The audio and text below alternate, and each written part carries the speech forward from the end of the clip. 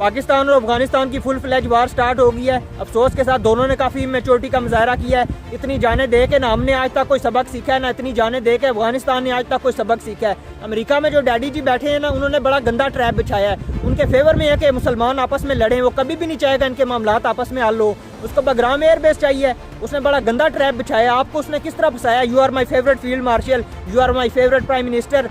और अफगानिस्तान को उसने किस तरह ट्रैप किया है, उसने नेतन्याहू के थ्रू मैसेज दिया कि हम आपके साथ खड़े हैं। उसने नरेंद्र मोदी के थ्रू मैसेज दिया कि हम आपके साथ खड़े हैं। कितना गंदा ट्रैप बिछाया है और उसने आपस में फंसा लिया है। इसकी लॉन्ग टर्म कॉन्सिक्वेंसेस कौन फेस करेगा? अफगानिस्तान के लोग फेस करेंगे या हम फेस करेंगे?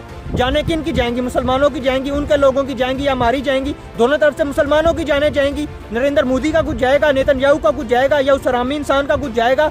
उनका कुछ भी नहीं जाएगा। खुदा का वास्ता है आपस में मिल बैठ के मामलात को हल करो। मेरे कप्तान ने क्या कहा था, ये मामलात हमेशा डायलॉग से हल होंगे। अब तो ईरान ने भी आपको ऑफर किया कि आपस में मिल बैठ के मामलात हल करो। इस केस में कोई एक कंट्री अगर मिल बैठ के मामलात हल करवा सकती है ना, वो सिर्फ ईरान है। तो खुदा का वास्ता इन मामलात को मिल बैठ के हल करो। रमज़ान का महीना है, रमज़ान का बाबरकत महीना है, ये मामलात ख़राब ना करो।